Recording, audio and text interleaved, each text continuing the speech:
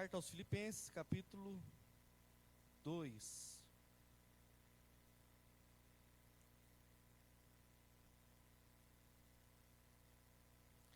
Amém ou misericórdia? Filipenses, capítulo 2, a partir do verso 12.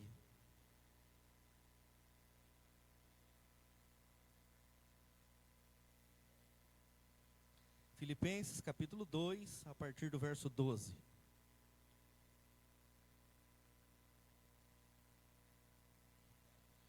Assim, pois, amados meus, como sempre obedecestes, não só na minha presença, porém muito mais agora, na minha ausência, desenvolvei a vossa salvação com temor e tremor.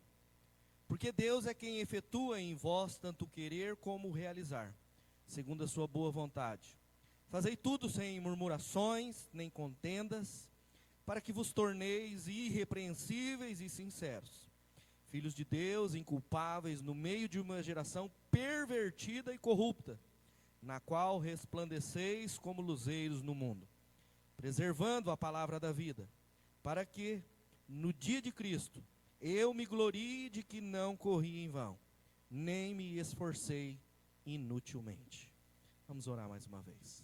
Senhor, dá-nos graça na compreensão da exposição da Tua palavra nesta noite. Nos ensine a tão somente a entender o que o texto nos mostra, nos revela, de maneira que venhamos aplicar nas nossas vidas, na vida da Tua igreja. A igreja militante, a igreja que caminha em meio às lutas e às adversidades deste mundo, confiados tão somente no Teu poderoso e excelso nome, o nome de Jesus. Oramos agradecidos. Amém. Queridos, a corrupção, a maldade, a prostituição e as heresias sempre estiveram presentes no mundo, desde que o homem e a mulher desobedeceram a Deus. Estado de queda, de acordo descrito lá na palavra de Deus em Gênesis, no capítulo 3, quando a raça humana pecou contra Deus. A partir de então, a corrupção, a maldade, a prostituição, as heresias sempre estiveram presentes. Elas adentraram no mundo criado por Deus, no mundo perfeito, no mundo bom, no mundo que Deus olhou de um canto a outro e disse: tudo é bom, tudo é perfeito. É neste mundo que tudo foi criado de maneira esplêndida, prazerosa pelo nosso Deus. É neste mundo que, depois de nos rebelarmos ao Senhor, todas essas coisas passaram a fazer parte da nossa vida. No entanto, a mídia não cristã, ela concorda. A mídia não cristã, as pessoas que não conhecem a Deus, que vivem uma vida segundo os seus pensamentos, segundo os seus desejos. Essa mídia, essa popularidade, eles concordam que nunca houve uma geração mais complexa do que a atual. Até as pessoas que não confessam Jesus Cristo como seu único e suficiente Salvador, até esse público, eles confessam que o cenário atual é um cenário complexo, é uma geração difícil, e de acordo com o que Paulo descreve, uma geração perversa e corrupta. Ele diz isso no verso 15: para que vos torneis irrepreensíveis e sinceros, filhos de Deus, inculpáveis no meio de uma geração pervertida e uma geração corrupta. Notem que Paulo escreve isso há muito tempo atrás.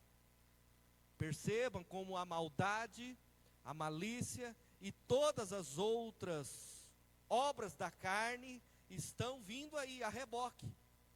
Tão somente fruto dos nossos corações, frutos dos nossos corações, das nossas ações. O mundo está em um verdadeiro caos. Nós vemos não só na realidade humana, quando nós falamos das malícias, dos problemas morais, nós vemos a própria natureza clamando. Própria natureza clamando quando nós vemos a realidade do Rio Grande do Sul.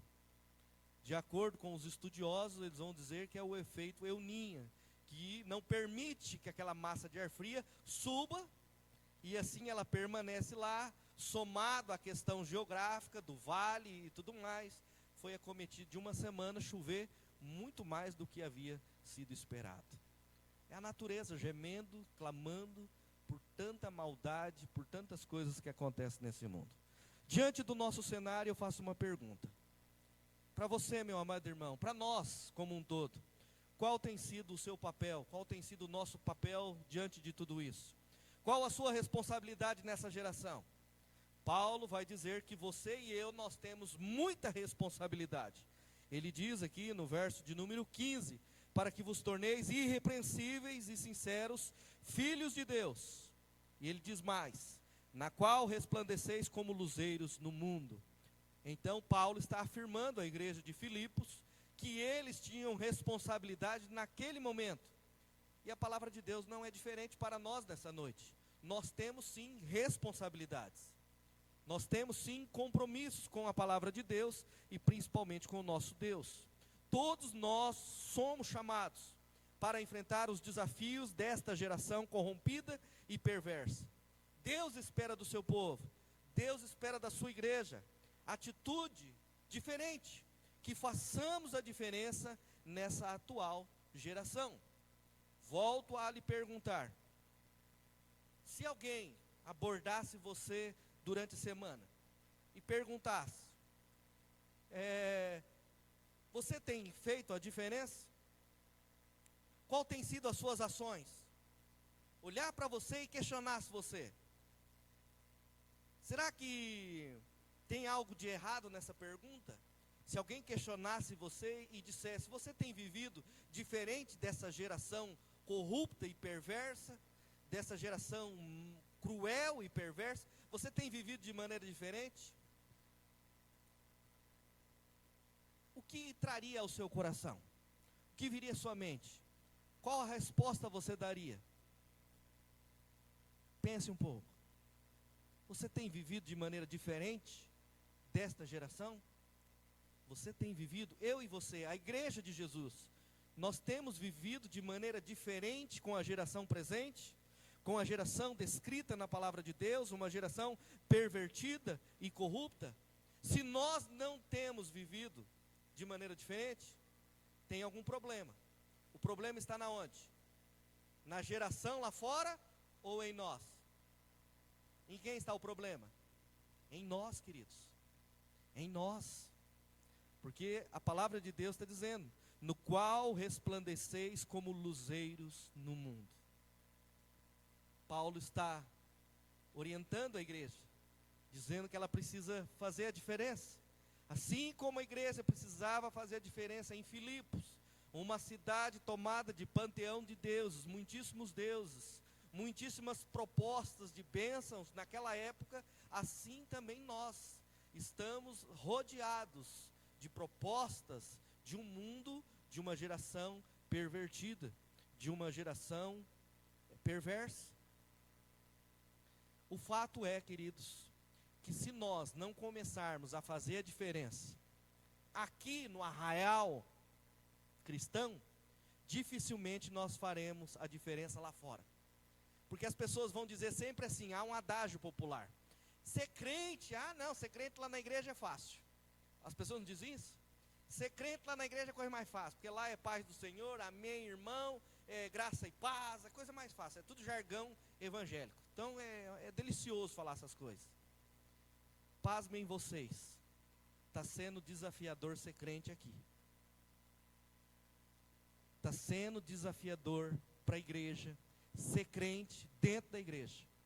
E se nós não conseguimos ser crentes dentro da igreja, dificilmente seremos crentes lá fora.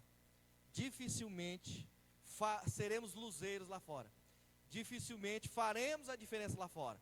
E se alguém nos abordar, talvez por não enfrentar o constrangimento, você vai dizer, não, eu tenho feito a diferença. Mas no fundo, lá no seu coração, você poderia ter muito bem dito, não, eu estou igual, eu estou seguindo o fluxo, eu estou seguindo a maré. Essa é a realidade. Esse é o cenário do povo de Deus.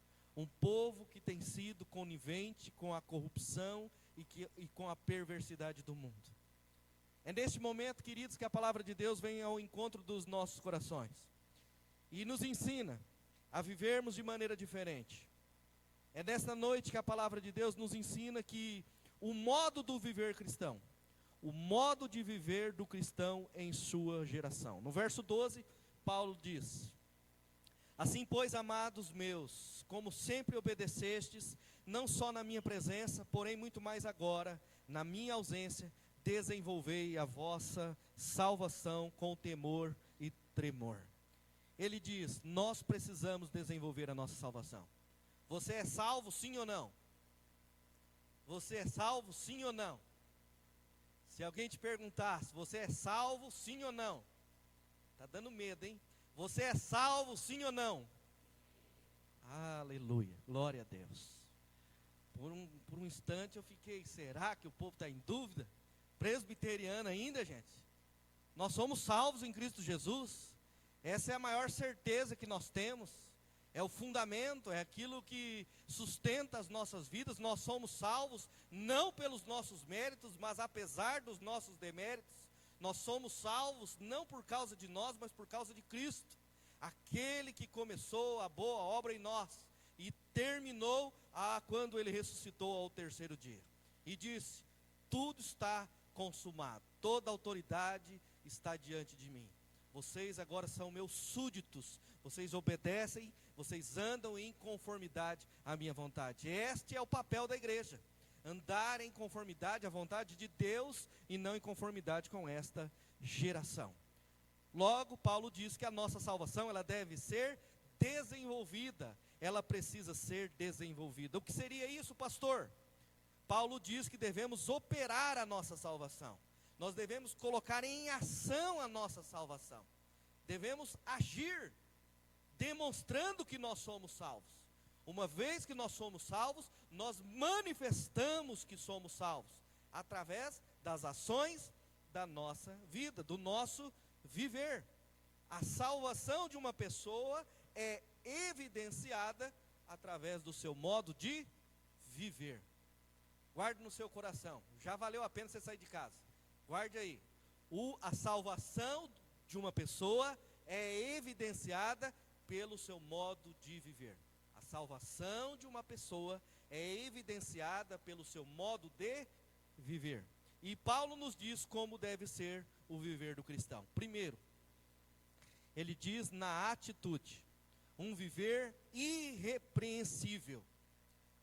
Do versículo 12 ao versículo aqui 18 que nós lemos, ele diz que a atitude é uma evidência de que nós somos salvos em Cristo Jesus. E por isso que nós devemos desenvolver a atitude. Desenvolver a salvação através das nossas atitudes. E ele diz, para que vos torneis irrepreensíveis. Irrepreensível está ligada à atitude. A atitude do homem, da mulher, do jovem, da criança, é uma vida sem escândalo. Irrepreensível, que Paulo está dizendo, para que vos torneis irrepreensíveis. Uma vida sem mancha, sem mácula. Qualquer cristão que professa a sua fé, que diz, eu sou salvo em Jesus Cristo, deve andar de maneira irrepreensível. É bem verdade que qualquer pessoa pode cometer erros. No entanto, o erro não pode se tornar um hábito nas nossas vidas, ao ponto de manchar o nosso testemunho. É um viver íntegro e confiável. Eu e você, nós precisamos ter um relacionamento vertical, um relacionamento com Deus irretocável. Principalmente com Deus, porque Deus conhece o nosso coração. Chegue-se diante de Deus, abrindo o seu coração e não esconda nada. Irrepreensível. Deus quer nos achar irrepreensível. E o nosso relacionamento vertical agora tem que ser sincero também, uns para com os outros. Irmãos, eu cheguei aqui há 8 anos atrás. E quando eu cheguei, eu estava vindo do seminário. E seminarista, quando sai do seminário, só tem a mala. Malemar a geladeira que eu ganhei do sogro. E eu cheguei aqui, liguei para um dos presbíteros, na época foi o Éder, falei, Éder, não tem um cadastro, alguma coisa, eu preciso comprar coisa para lá para casa, porque senão só vai a mala. E ele falou, não pastor, tem uma loja aqui que o senhor pode comprar móveis. Vamos para lá, eles fazem a praça, o senhor dá um jeito de pagar. Falei, então tá bom. Chegamos lá, ele falou o lugar da loja, não vou falar, mas eu me lembro bem. 8 anos se passaram, mas eu me lembro bem. Cheguei na loja, falei, sou pastor da igreja presbiteriana, estou chegando e eu preciso comprar alguns móveis que eu não tenho. E aí ele olhou para mim, o senhor é pastor? Eu falei, sou, pastor lá da igreja presbiteriana. Ele falou, meu irmão, eu não abro mais cadastro.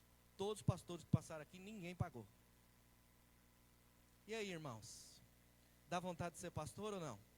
Ainda mais você saindo do seminário assim, com tanta teologia para jogar para fora, para falar de Deus, e o cara fala, eu não vou abrir cadastro porque pastor é nó seco. E aí?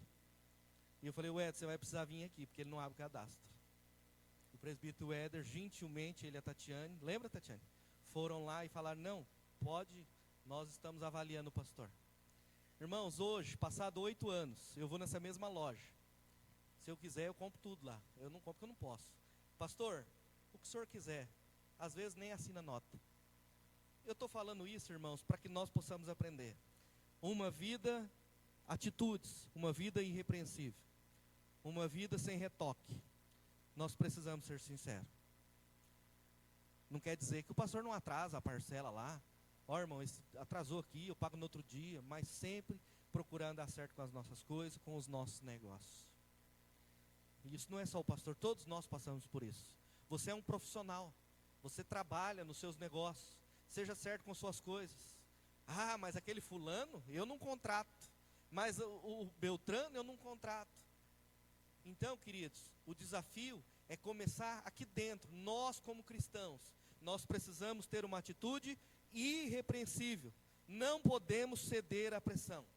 Não podemos barganhar princípios e valores. Homens e mulheres, crianças, jovens e adolescentes, todos nós nessa noite, o modo de viver do cristão começa pela sua atitude. Que nós tenhamos atitude, uma atitude de vida irrepreensível. Eu fui criado com meus avós paternos, morávamos numa casa, do lado, os pais da minha mãe. E meu avô sempre dizia, meu filho, na minha época, no meu tempo, não se assinava nem em papel, era no fio do bigode. Vocês, muitos aqui já viveram isso. Não precisa nem assinar papel. Tal dia eu venho, tal dia eu venho. Tal dia eu resolvo, tal dia eu resolvo. Nós não podemos perder isso de vista, gente.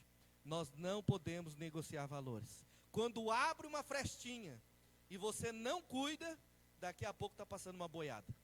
Cuidado com a tua vida.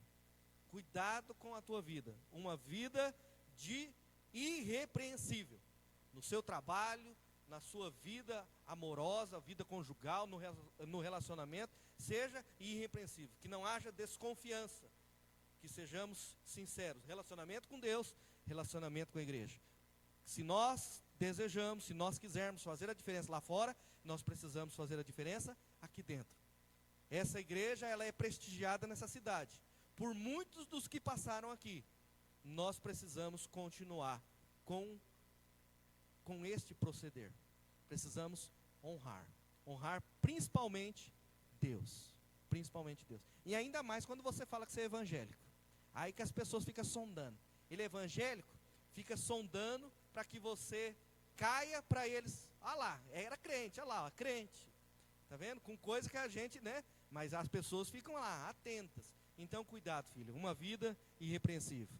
O segundo proceder que Paulo nos ensina é no sentimento, um viver sincero, uma vida sem mistura, algo puro, um viver 100% de verdade, sem malícia, sem engano, sem falsidade, sem hipocrisia, sem viver uma duplicidade.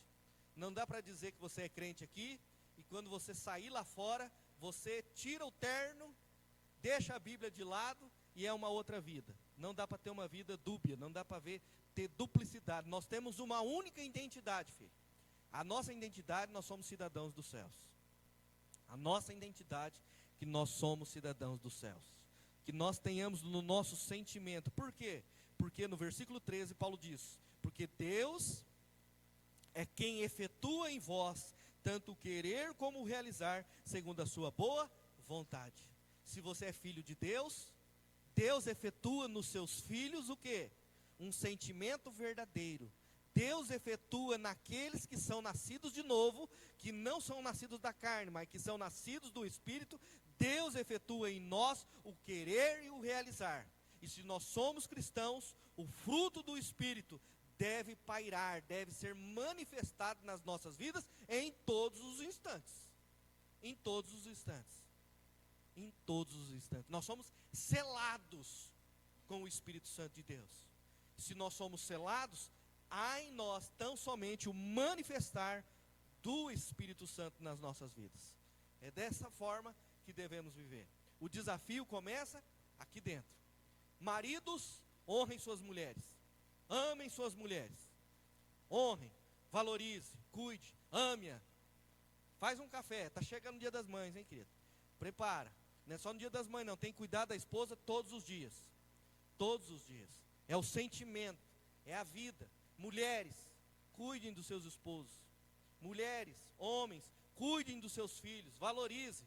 Falando nisso, tem um jantar romântico, aproveitando o gancho, né? Confirma lá com o pastor depois, vale a pena, tá? Tatiane, fala com a Alain, confirma, vai valer a pena. Irmãos, é isso, é esse cultivar. Tá vendo que quando eu falei o sorriso veio no rosto de vocês? Porque traz leveza. Quando a gente vive esse momento gostoso, leveza, Deus nos proporciona isso. Quando isso acontece? Quando nós somos obedientes ao Senhor. Pastor, mas não é fácil. Claro que não é fácil. Claro que não é fácil. O maridão veio acostumado comendo arroz e feijão da mãe, achando que na casa da esposa agora vai ser igual. Não vai, gente. Né? A esposa veio também dos pais, agora querendo tudo, cartão de crédito. Não é assim também, gente. Né? Tem que ter equilíbrio, tem que ter equilíbrio. Mas o sentimento tem que ser verdadeiro. Quando você falar aqui na frente do pastor, sim, é para a vida toda. Gustavo, Carol, é sim para a vida toda, e eu estou esperando esse dia, é para a vida toda, gente. Não adianta passar a lua de mel e falar, não dá mais. Não dá mais, ó a cinta aqui, ó. É para a vida toda, e é o sentimento sincero. Sentimento sincero. Terceiro e último, para nós terminarmos. Fé, uma fé inculpável. Um viver sem defeito, é a expressão que Paulo usa aqui.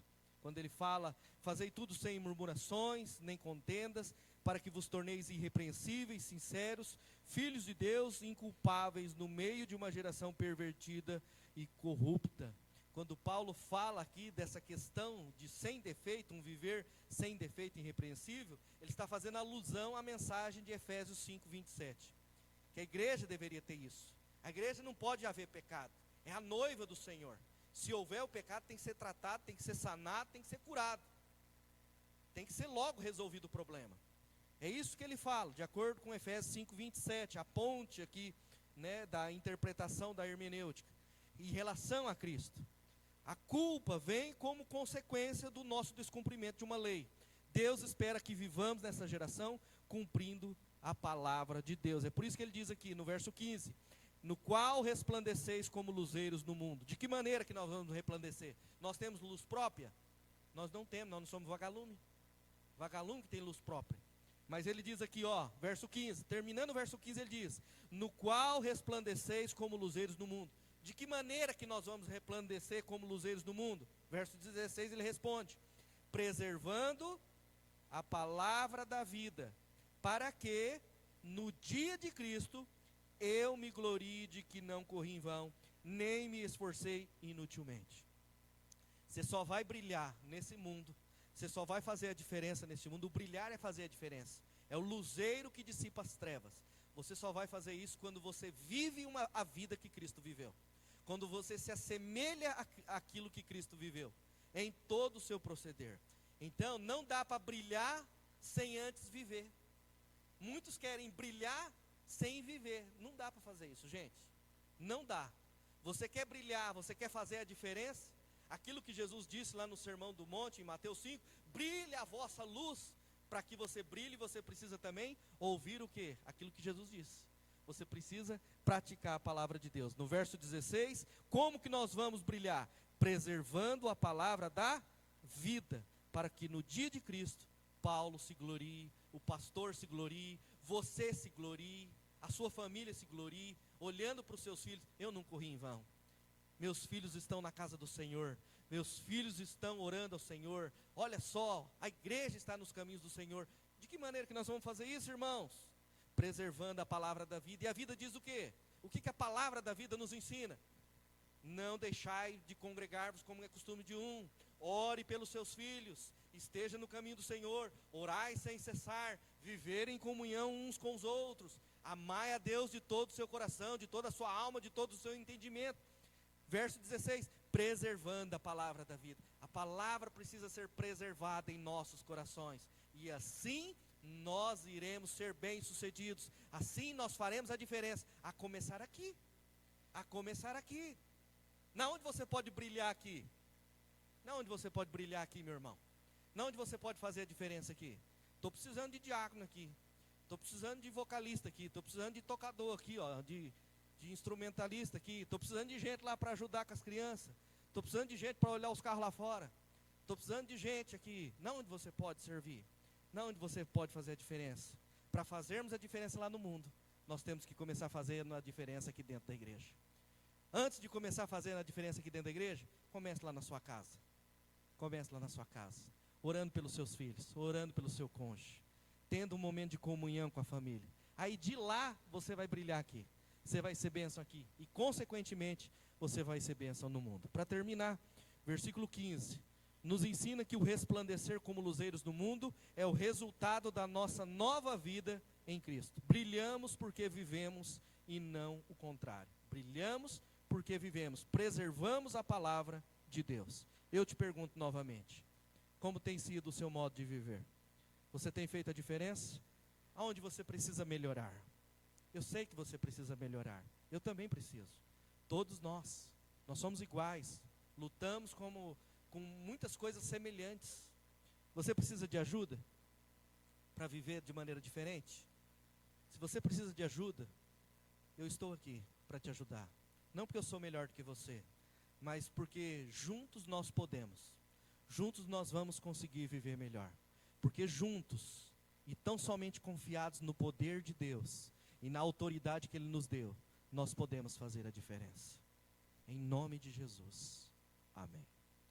Vamos orar, vamos agradecer a Deus pela palavra do Senhor, entregue aos nossos corações nessa noite. Obrigado, meu Deus, meu Pai, pela palavra que o Senhor transmitiu aos nossos corações. O modo de viver do cristão que faz a diferença nesta geração corrupta e pervertida. Ajude nas nossas atitudes. Ajude, ó Deus, nos nossos sentimentos. Ajude na nossa fé.